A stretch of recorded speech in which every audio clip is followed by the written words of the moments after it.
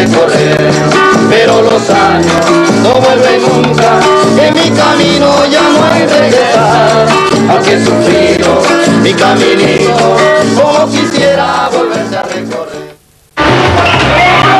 Pour Marc Sorel, c'était pas un accident. Est-ce que quelqu'un sait ou a vu quelque chose? Tout le monde sait qu'après avoir été bisuté, on forme un vrai groupe. On force personne, enfin celui qui veut pas être bisuté, bah il est pas bisuté. Putain, il y a une étiquette de l'âge et plus personne veut te parler. Ils ont fait semblant de me violer et... Il fallait que je dise que j'aimais ça, sinon ils me mettaient de la bouillie pour chien dans la bouche. Je vous dis, je l'ai pas touché, Sorel, je vous jure. Vous avez quand même pas jusqu'à mentir pour le protéger. Et qu'est-ce que vous êtes en train de me dire là? Le protéger de quoi?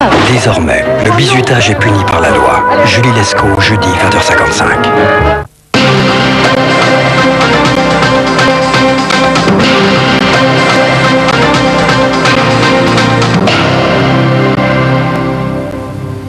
Bonsoir. Avant d'en venir au plan politique et à la réaction d'Alain Juppé sur sa mise en examen, l'actualité ce soir nous vient d'Afrique du Sud avec l'explosion d'une bombe dans un restaurant américain Planet Hollywood du Cap. Il pourrait s'agir d'une représaille aux frappes américaines de la semaine dernière en Afghanistan et au Soudan. D'ores et déjà, une organisation islamiste a revendiqué l'attentat. Géraldine Ponce. Après leur frappe contre l'Afghanistan et le Soudan, les États-Unis s'attendaient à des représailles contre leurs ambassades, mais cette fois-ci c'est un autre symbole américain qui était visé, un restaurant Planet Hollywood situé sur le front de mer du Cap en Afrique du Sud. Des restaurants toujours très fréquentés par les étrangers, une cible idéale pour les terroristes. À l'heure de l'explosion, aux environs de 19h, le restaurant était bondé. La déflagration a fait un mort et de nombreux blessés. Certains très grièvement touchés ont dû être évacués d'urgence. Les autres sont soignés sur place dans la rue avec l'aide des passants. Selon un témoin, plusieurs blessés ont été touchés aux pieds, ce qui indique que l'explosif, dont on ignore encore la nature, a été déposé au niveau du sol.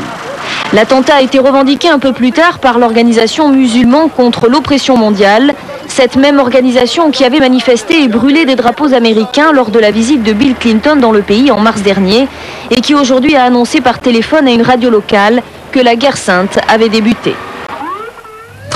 Le reste de l'actualité avec la politique en France, c'est la réaction indignée d'Alain Juppé après l'annonce de sa mise en examen dans le cadre du dossier des emplois fictifs à la mairie de Paris, alors qu'il était secrétaire général du parti gaulliste. Mise en examen par le juge de mesure pour détournement de fonds publics et recel d'abus de biens sociaux. L'ancien Premier ministre, ce soir sur TF1, a été catégorique. Non, Paris ne payait pas de permanent du RPR. Géraldine Ponce.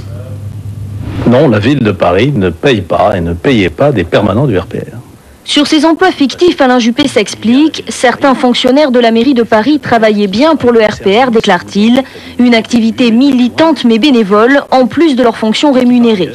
L'ancien Premier ministre affirme donc son innocence et rejette les soupçons. Alors on s'imagine qu'on a pris de l'argent dans une caisse publique pour le mettre dans sa poche. C'est inacceptable, évidemment, de laisser planer ce soupçon. Il s'agit d'un problème de fonctionnement et de financement de partis politiques. Lorsqu'il est nommé secrétaire général du RPR en 88, Alain Juppé explique qu'il n'y avait aucune législation sur le financement des partis politiques, que les formations se débrouillaient, mais qu'à son départ, sur ces consignes, la situation a été régularisée. J'ai donné pour instruction précise à ceux qui avaient la charge de gérer au quotidien le RPR de se mettre en conformité avec la loi. Et c'est ce qui a été fait. Nous avons résorbé progressivement tous les cas litigieux. Et lorsqu'en 95, j'ai cessé d'être secrétaire général, puis en 97, j'ai cessé d'être président du RPR, tout avait été régularisé à ma connaissance. Mis en examen, Alain Juppé affirme qu'il assumera ses responsabilités. « Je n'ai jamais eu l'habitude de me défausser sur les autres », a-t-il précisé. Quant à l'hypothèse que l'enquête remonte jusqu'à Jacques Chirac, alors maire de Paris, l'ancien Premier ministre l'a jugé complètement absurde. On l'a vu, la réaction est plutôt pondérée d'Alain Juppé ce soir sur TF1, alors que dans les colonnes du journal Sud-Ouest à paraître ce mercredi, l'ancien Premier ministre avoue que cette mise en examen a été un choc pour lui, choc très rude, dur à vivre sur le plan familial, d'autant que de façon générale, ses affaires traînent en longueur, dit-il. Toute la journée, en tout cas, le RPR a donné de la voix via ses principaux leaders contre cette mise en examen. Soutien et confiance affichés de Philippe Séguin. Nicolas Sarkozy se dit sûr de l'honnêteté et de l'intégrité personnelle d'Alain Juppé. Et 19 anciens ministres se déclarent solidaires et affirment leur confiance en son intégrité et son honnêteté. En revanche, chez les socialistes parisiens, Bertrand Delanoë n'est pas étonné de cette mise en examen qui illustre, dit-il, l'indépendance de la justice, et les communistes de la capitale demandent que la clarté soit faite dans toute cette affaire. British Airways fait enfin confiance aux avions européens. Alors que les Anglais construisent les ailes des Airbus, jamais la compagnie nationale britannique n'avait voulu acheter européen, préférant systématiquement des Boeing ou des McDonnell Douglas. Renversement de tendance donc, avec la commande de 59 appareils de la famille A320. Un retournement économique fêté en grande pompe aujourd'hui à l'aérospatiale de Toulouse, avec la présence de Tony Blair, Sébastien Borgna. Un Airbus de British Airways au siège du consortium européen, l'image est inédite. En effet, jamais avant ce jour, l'avionneur n'avait réussi à vendre ses appareils à la compagnie britannique. Ce matin à Toulouse, British Airways a confirmé la commande ferme de 20 Airbus A320 et 39 A319 et une option sur 129 autres. Le Premier ministre britannique Tony Blair et le ministre français des Transports Jean-Claude Guessot étaient présents pour exprimer leur satisfaction. Je suis satisfait de la commande passée par British Airways à Airbus. C'est indéniablement un moment très important pour nous, pour Airbus et British Airways. Et cela montre aussi combien Airbus est devenu une entreprise forte. Cette commande est un sérieux coup de pouce à la restructuration de l'industrie aéronautique en Europe. Airbus doit en effet passer dans 4 mois du statut de groupement d'intérêt économique à celui de société anonyme. C'est aussi un nouveau coup dur pour Boeing. British Airways était en effet l'un de ses plus fidèles clients. Seule consolation, British Airways a commandé 16 Boeing 777 et pris une option sur 16 autres. Le Premier ministre britannique qui s'est ensuite envolé pour l'Irlande du Nord, à Omagh, sur les lieux mêmes de l'attentat de l'IRA véritable qui avait fait 28 morts. Brève visite destinée à montrer la détermination de Londres dans sa lutte contre le terrorisme aveugle. Il a d'ailleurs annoncé la convocation du Parlement britannique en session extraordinaire pour adopter d'urgence un arsenal législatif renforcé destiné à mieux combattre les milices paramilitaires d'Irlande du Nord. On reparle de la mort de Lady Di près d'un an après le drame. C'était le 31 août 97. L'enquête est en voie d'être bouclée. Elle le sera fin octobre, annonce ce soir le parquet de Paris. Parallèlement, les 2 principaux dirigeants du Ritz, le président de l'hôtel et son adjoint, ont été entendus par le juge Stéphan, chargé du dossier. Jean-Maurice Potier.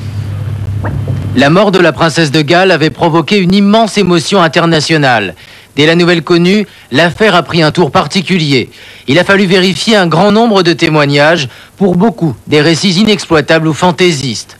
La procédure judiciaire a donc pris beaucoup de retard, à tel point que l'enquête ne sera achevée qu'à la fin du mois d'octobre, plus d'1 an après le drame. 3 expertises judiciaires sont d'ailleurs toujours en cours pour tenter de comprendre ce qui s'est passé cette nuit-là. La première concerne l'examen approfondi de la Mercedes accidentée. La deuxième, l'analyse sanguine du chauffeur Henri Paul. Enfin, une autre expertise médicale, celle-là, porte sur les causes et les circonstances du décès des victimes, mais aussi sur les soins prodigués par les secours à la princesse Diana. Les 2 juges d'instruction continuent leur travail. Ils ont entendu aujourd'hui 2 dirigeants de l'hôtel Ritz, propriété de la famille Al-Fayed, pour savoir dans quelles circonstances Henri Paul, employé de l'hôtel, avait pris le volant avec à son bord le garde du corps, la princesse et son compagnon Dodi Al-Fayed, le soir du 31 août 1997, il y aura bientôt 1 an. À l'étranger, la situation s'améliore pour Laurent Désiré Kabila en République démocratique du Congo, l'ex-Zaïre. Le président est rentré à Kinshasa, la capitale, après plus de 10 jours d'absence. Il se dit persuadé d'écraser l'ennemi avec l'appui des forces angolaises. Le gouvernement a d'ailleurs annoncé ce soir avoir repris le contrôle de toutes les villes du sud-ouest qui étaient tombées aux mains des rebelles. Sans doute un règlement prochain dans l'affaire de Lockerbie. Le principal accusé, la Libye, devrait enfin accepter de voir juger aux Pays-Bas les 2 principaux suspects libyens réclamés depuis des années par Washington et Londres. La réponse du colonel Kadhafi est attendue ce mercredi. Et puis, conséquence, les États-Unis et la Grande-Bretagne ont présenté au Conseil de sécurité de l'ONU un texte qui vise à suspendre les sanctions imposées depuis 1992 aux Libyens. Coup de tension ce soir dans le nord d'Israël avec le tir d'une série de roquettes Katyusha venues du sud Liban. Une réponse directe à la mort un peu plus tôt dans la journée d'un responsable du mouvement pro-syrien Amal qui avait été tué par un raid d'hélicoptères israéliens. La correspondance de Laurent Bazin.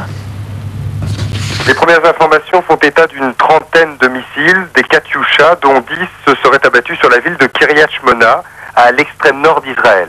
Plusieurs maisons ont été touchées, des routes coupées et un premier bilan fait état de plusieurs blessés. Alors qu'il est, les habitants de la ville et de plusieurs villages, notamment du Golan, ont reçu l'ordre de descendre aux abris et l'alerte reste en vigueur.